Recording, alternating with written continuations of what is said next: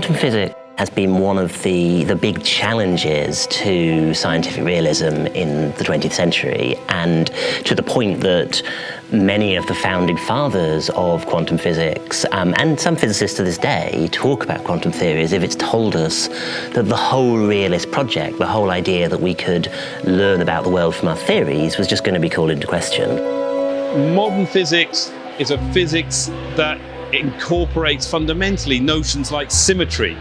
How do you express those notions in metaphysical terms? How do you capture the metaphysical terms? I think that's a huge challenge, but those kinds of notions represent features of what I call the structure of the world. If you want to be a realist and you don't want to change quantum mechanics, if you want to understand quantum mechanics as a literal description of how the world is, and you don't want to change quantum mechanics, you're more or less driven to many worlds. But the real thing about many worlds interpretation is, bizarrely, it's actually an extremely conservative way of just describing what quantum mechanics itself is giving us. I think of structural realism as the view that our best science gets more right than just describing the phenomena, even though it won't be giving us an ultimate account of what there is. I've come to the view that quantum physics tells us something quite significant. What that is not so clear.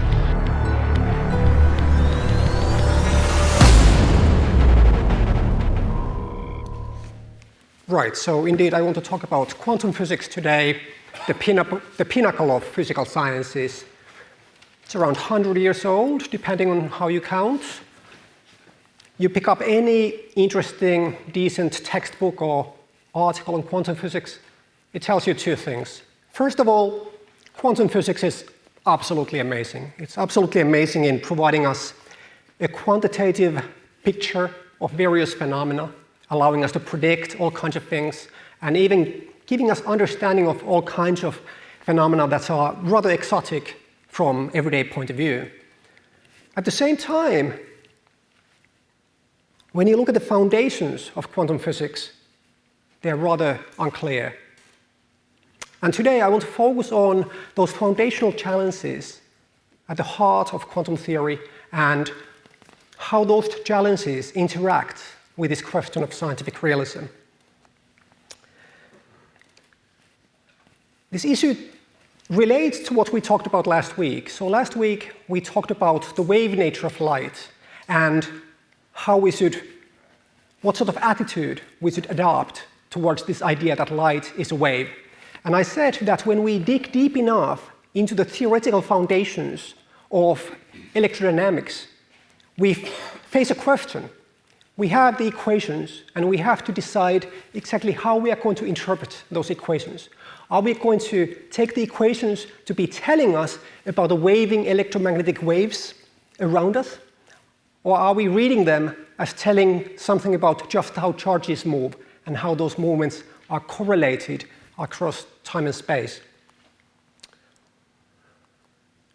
Today I'll talk about a similar issue in relation to the mathematics of quantum mechanics. I'm not going to give you any of the equations, I'm not going to give you the mathematics. What I'll talk about is the interpretation of the key mathematical object in quantum physics, this Greek letter psi here, or what it signifies, namely the so-called wave function. And we'll again see how, if you dig deep enough into the theoretical foundations of quantum physics, you'll face very difficult questions about what this psi represents, what it stands for in reality. And this issue, in a very interesting way, interacts with this topic of scientific realism that we've been talking about. So just to recall, the key issue here at stake is this idea that when we look at science, it's so incredibly successful that we really want to give an explanation of how it can be so successful. We want to have a naturalistic account of how science can be so successful, including quantum physics, which is as successful as anything in science.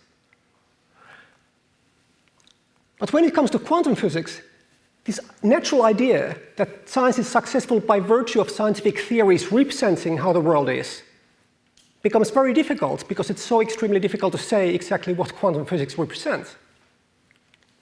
So I'll talk about the success of quantum physics first of all, just focusing on one aspect of it, and then I'll move on to talk about these representational challenges, figuring out what quantum physics represents. Now, here's an object, 1947, Bell Labs in the US. Does anyone know what this is? The first what? Transistor. Yes, the first transistor, a basic component of electronics used for switching off and on electric currents, amplifying electric currents. Now, in these lectures, I've used as an example of the magic of science my phone again and again. Now, as you know, modern mobile phones are powerful computers. How many transistors does a modern mobile phone pack? Depends on the phone, yes, but it's in the order of billions. So a phone like this, I looked it online, it says 3 billion transistors are packed into these computer chips. It's unbelievable. It's absolutely unbelievable how in 70 years the size of transistors has exponentially decreased so that we can reliably build computer chips housing this many transistors, and we can use them. We need to explain how we can be successful in these ways, how we can manipulate the world in these ways that has revolutionized our lives.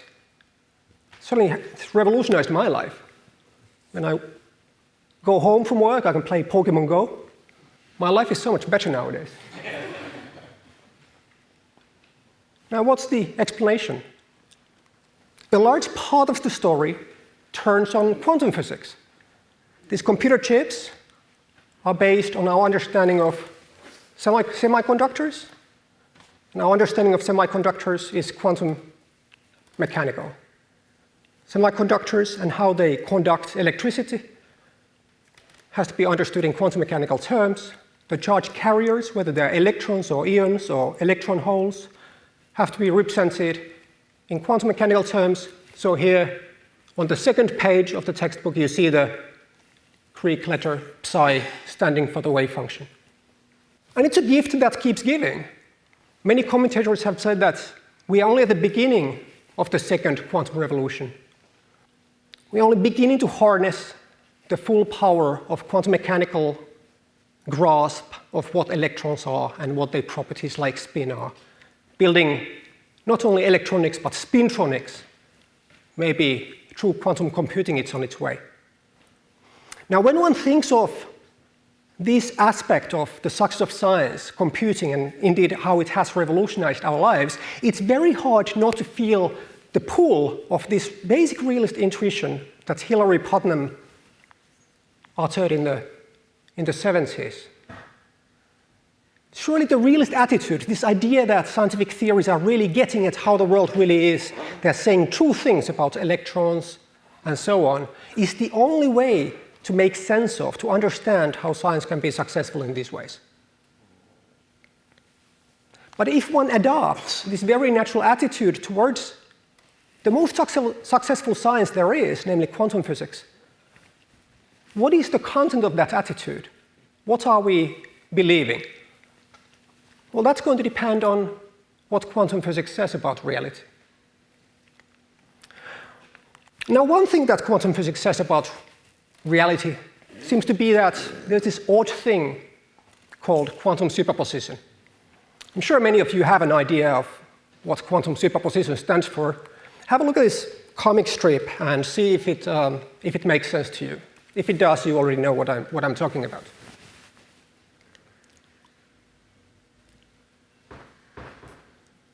The last panel of this comic is both funny and not funny at the same time. Well, that's the idea of superposition. Being in two states at the same time, being indeterminate. Yet, we don't see any indeterminacy when we make measurements or when we look at instruments around us. Things are determinate. So somehow, things go from being in a superposition kind of state to a determinate state when they are measured or looked at. or when they interact with a measurement device. So superposition is this idea of being indeterminate with respect to some physical property like location, having a certain charge or energy, momentum or spin or what have you. Superposition is very hard to explain. Inspired artists, breweries. This is a tea towel. I can't explain superposition any better. It's highly counterintuitive because it's something we just don't see around us. Nevertheless, despite being kind of mysterious and difficult to grasp, it is absolutely indispensable theoretically for making sense of various phenomena, namely various interference phenomena. The notion of superposition is otherworldly, but the notion of interference is familiar. We are all familiar with interference of material waves, like water waves, how water waves combine constructively and destructively. And if we look at light, we can see interference effects as well. So looking at the rainbow, if we zoom in, there's a primary rainbow. You can hopefully see the secondary rainbow as well. If we zoom in, you can see these vague lines, the supernumerary bows. One of the triumphs of the wave theory of light was to be able to account for these supernumerary bows. The basic idea is quite simple. If you think of light as a wave, as Thomas Young, for example, did, and if you think of how the wavefront, given the geometry of approximately spherical raindrops, how the wavefront refracts, reflects, and refracts again, you are going to get constructive and destructive interference effects close to this rainbow maximum angle. And that is the explanation in wave theoretic terms of these supernumerary bows. Thomas Young thought of waves as longitudinal waves akin to sound. Yet he was able to make calculations about how the supernumerary bows are spaced. In A-level physics lab room, the interference effects of light are demonstrated with the familiar double slit. You have a coherent light source, and then you have a screen with two slits in it. And again, you get constructive and destructive interference of light waves so that you get the familiar interference pattern at the back screen. Now, if we could quite literally take light as a matter of wave motion through space, all this would make perfect sense. Of course, quantum physics complicates matters hugely here.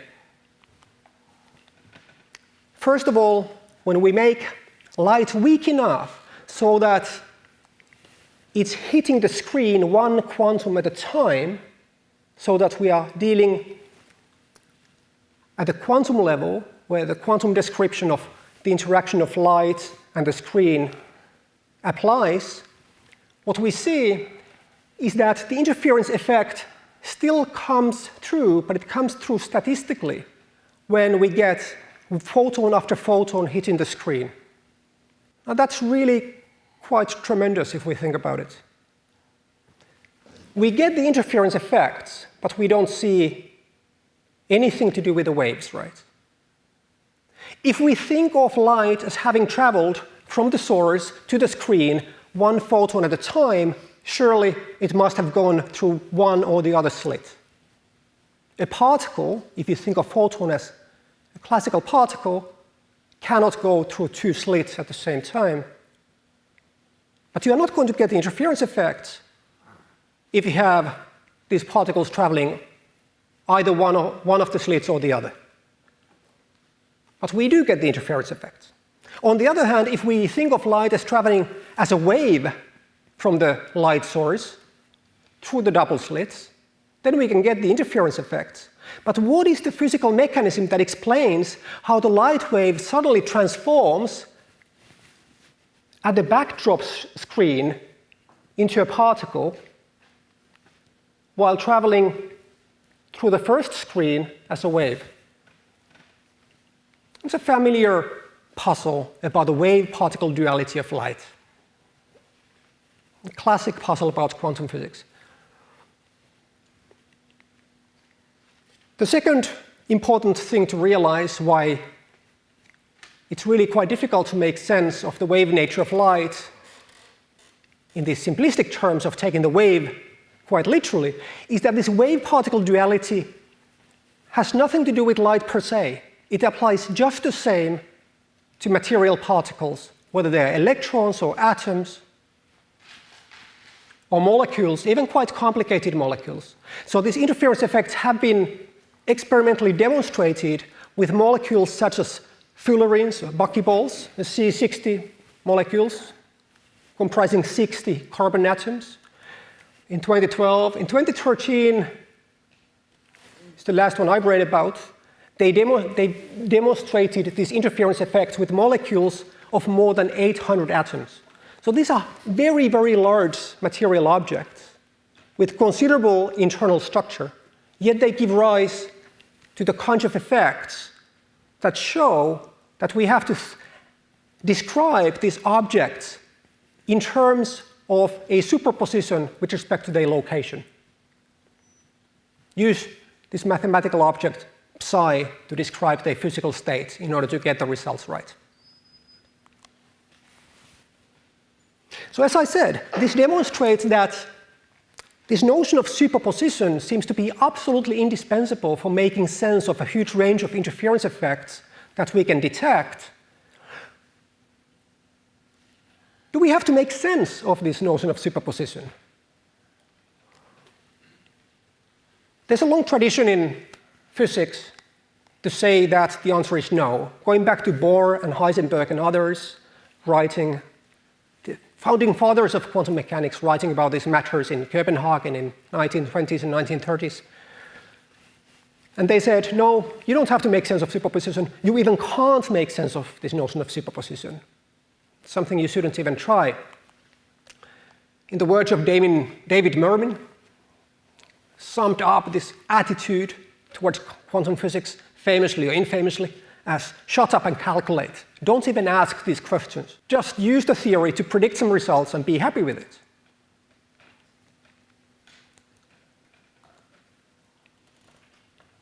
Other people feel that the answer surely is yes. Here's John Bell.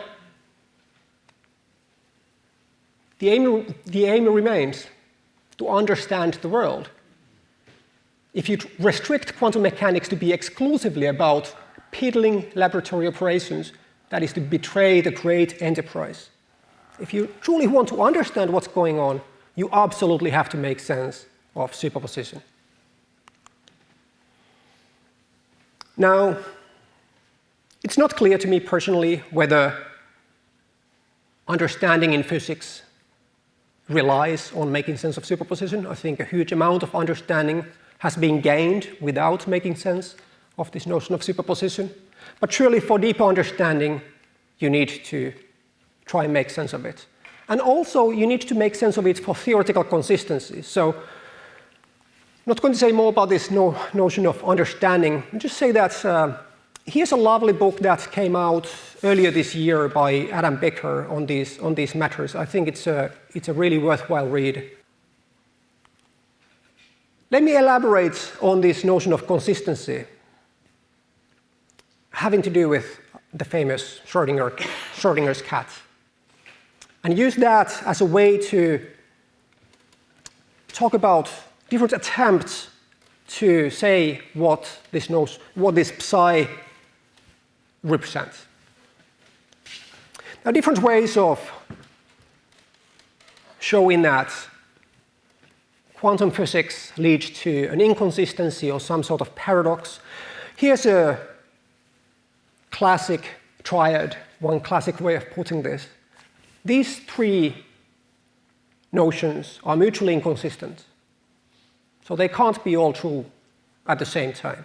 The first one says that quantum physics is complete.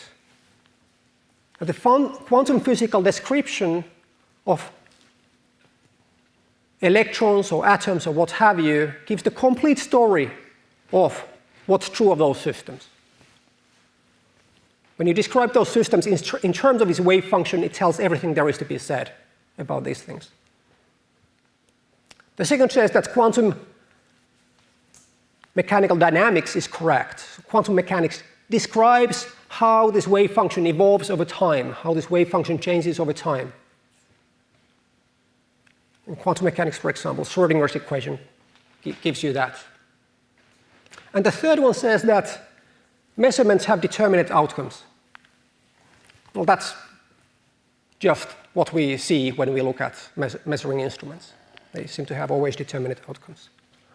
Now, all these three cannot be true at the same time, because the first two entail that measurement results are also going to be in these funny superposition states, but we never see them. Very, very quickly, this is the so-called measurement problem in quantum mechanics. If you have a microphysical system that is in a superposition state, and you measure it, and the interaction of that microphysical system and the measuring instrument is governed by the quantum dynamics, then that guarantees that the measuring instrument is going to evolve into the superposition state as well. Superposition state is going to get amplified, so to speak, from the microphysical realm into the realm of macroscopic objects, like pointers in measuring instruments. In the foundations of quantum mechanics, there are different research programs trying to make consistent sense of quantum mechanics by rejecting one or another of these notions. You can reject the idea that quantum physics gives a complete story, as the de Broglie-Bohm theory does. You can try and come up with new dynamics, such that you get things right both for macroscopic objects and for microscopic objects, as dynamical collapse theories do. And surprisingly, you can also deny that measuring instruments actually have determinate outcomes. This is the many worlds theory. Let me very briefly talk about the first two, just to illustrate how radically different the picture of the world is that comes out from these foundational research programs in quantum physics when you start going one way or the other.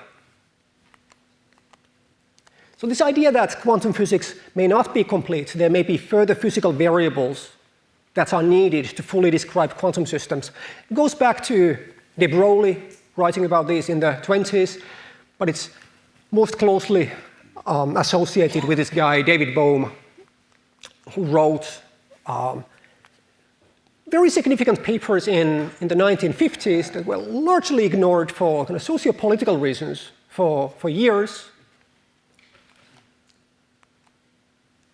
Here's the gist of de Broglie-Bohm variant of quantum mechanics in very simple terms, as described by John Bell, a famous advocate of this approach. When the founding fathers of quantum mechanics agonized over this question, this wave-particle duality, is it a wave, is it a particle, how do we make sense of this? De Broglie and Bohm proposed that surely the answer is obvious. What there is in the world are both. You both have particles and you have waves. Particles have determinate locations at all times, and waves determine how those particles move. Now, putting it like this is overselling it a little bit.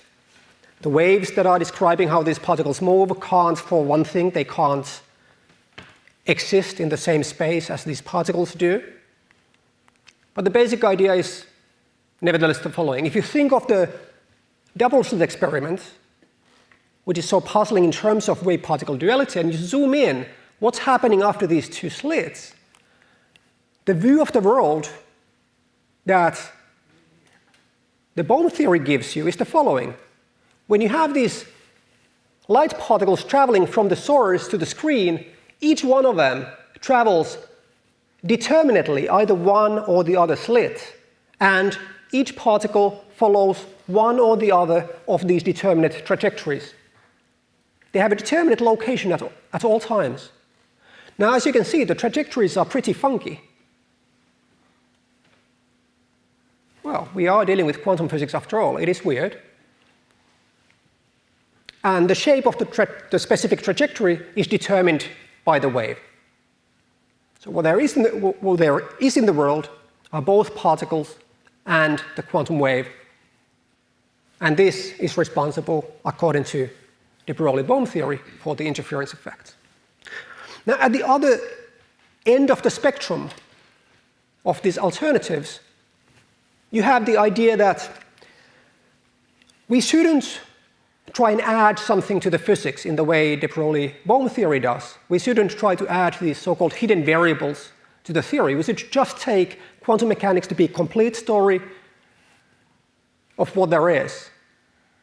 But we should deny the idea that measurement results have determinate outcomes. How can we make sense of this? Well, the idea goes back to Hugh Everett, also wrote a very significant paper in the 50s on the relative state formulation of quantum mechanics, which later on has been developed into this many world interpretation by significant philosophers of physics, for example, David Wallis and Simon Saunders from Oxford, doing significant work on this. And the idea is that if we take quantum mechanics very seriously, when we begin with these superposition states at the micro level, and we measure them, and the measurement and the interaction with the microsystem and the instruments is given by quantum mechanical dynamics, you are going to get this amplified wave at the macro level, but it's going to be such that it's going to have these different branches which for quantum mechanical reasons cannot interact with one another. And these are the many worlds. So when we make a say, location measurement to find where an electron is, there's going to be a branching of the world such that one copy of you is going to find the particle at one place, and another copy of you is going to find the particle at another place. Extremely radical scientific revelation, if you take that seriously. It's a Copernican revolution, finding out that we are not at the center of the world is child's play compared to this. There's a lot to be said about the details, about the ups and downs of all these foundational research programs. That's what we really are talking about. We're talking about foundational programs of research trying to make coherent sense of quantum theory. They all have their problems. They all have something going for them. What's significant for me and for us here is this notion of undetermination. There is no experimental evidence that helps us decide which one of these foundational research programs is more likely to be true, as far as I can see. Here's a little snapshot into the expert opinion on these matters. This is very anecdotal, just a poll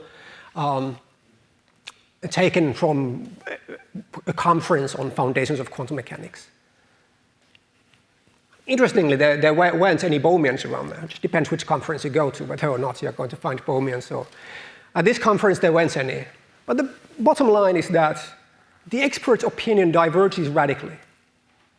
There's no consensus whatsoever. Look at the question. What is your favorite interpretation? You're asking about favorites. Do you like apples or do you like oranges? It's that sort of thing. Yet the stakes are extremely high. We are asking about what is the world like given our best theory?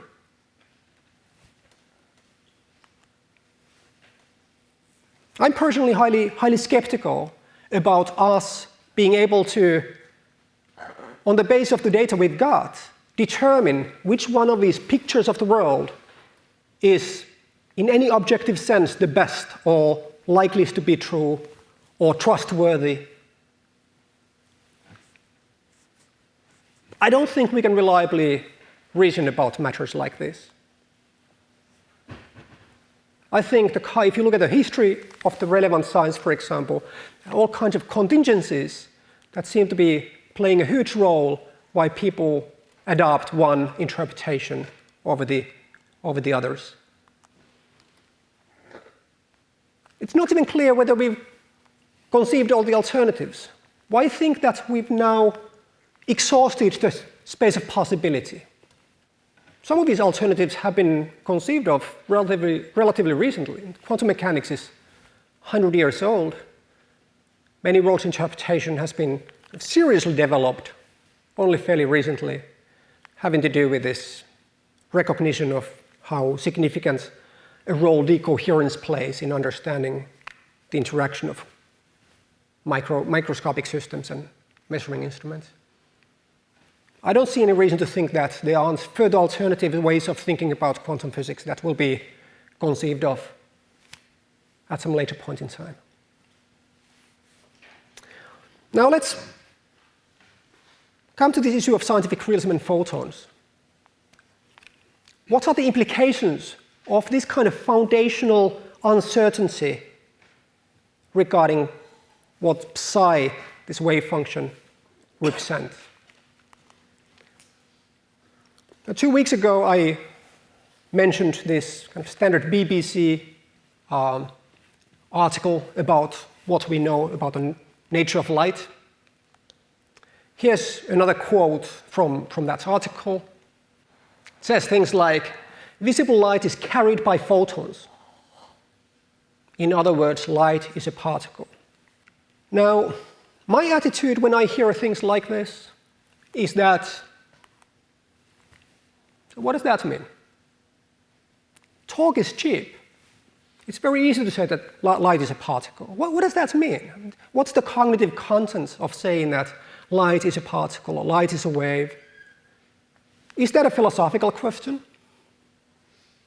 I don't know. You can call it philosophical if you will, but in the spirit of this tweet, one of my favorite tweets, in the spirit of this tweet, I think there's a natural division of labor in thinking about these matters. I think one really doesn't have to worry about what we mean when we use words like particle or wave in order to do great physics. But when it comes to these questions that we are talking about here, what is light? What do we know about light? In what sense do we trust our theories of light as giving us understanding how the world really is, and so on? I think this question absolutely matters. One has to ask, what do we mean when we say that light is a particle? Well, here's the point. What we mean by those words, light is a particle, heavily depends on which one of these foundational research programs you bank in. It heavily depends which one of these you adopt. You are going to say one thing about what you mean by photon or what you mean by light is a particle if you adopt an Everettian perspective on quantum mechanics, for example, as opposed to the de Broglie-Bohm theory. You're going to mean different things by those words, light is a particle. Light is going to exist in a very different way, in very different places, in very different senses. And given that we don't have any evidence, and there's no consensus whatsoever as to which one of these foundational research programs is the best, I think we really, given the data that we've got, given the current best science, when we express confidence in our best theories of light, we have to be somewhere in the middle here. Of course, these research programs have a degree of overlap. After all, they are all different theories of quantum physics. They all share much of the same mathematical machinery.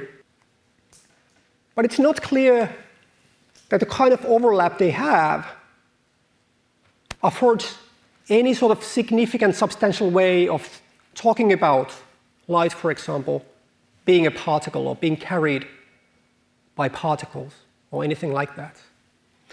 So as far as I can see, all serious attempts to articulate this notion of scientific realism, this sense in which we can trust or take seriously quantum physics and our current best science as giving us access to what light is, are given in rather different terms. It's not so much about photons, believing in photons, believing in particles. It's not that sort of trust. It's rather in terms of much more abstract senses in which these theories are systematically latching onto features of reality that make them successful.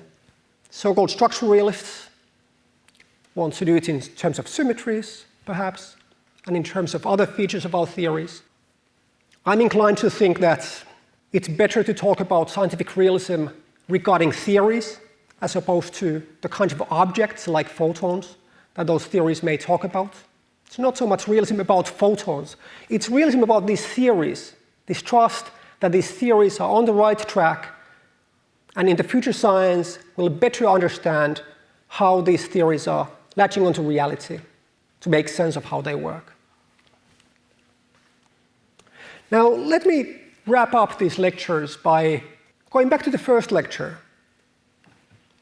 In the second and this lecture, what I've tried to do is to illustrate a productive way of critically engaging with science. What I tried to do is to cherish the role of science in shaping our worldviews, taking science very seriously, but critically, with a critical mind, the way that scientists themselves look at the world. It's a kind of philosophy that is continuous with the scientific enterprise. It's an attempt to supplement and complement science, as opposed to somehow criticize science from outside. It's an attempt to critically engage with science in a way that turns on evidence, features of science and scientific inquiry that should really matter for scientists themselves, because, after all, what we've been talking about are theoretical foundations of science itself and history of science that provides part of what I call the total evidence for determining what the right answer is to questions such as what is light, or what do we know about light, and so on. Nowadays, it's good to give a take-home message in a very short way that you can tweet. Now, how about this? Philosophy without science is empty. Science without philosophy is blind. Maybe a cliche, but I think it's true. Or more specifically, having to do with scientific knowledge, I'd put it like this. When we think of these questions of scientific knowledge, I think one has to start with science. But science itself doesn't give you the full story. You also have to add broader philosophical reflection of science to understand what the nature and limits of scientific knowledge are. Thank you very much.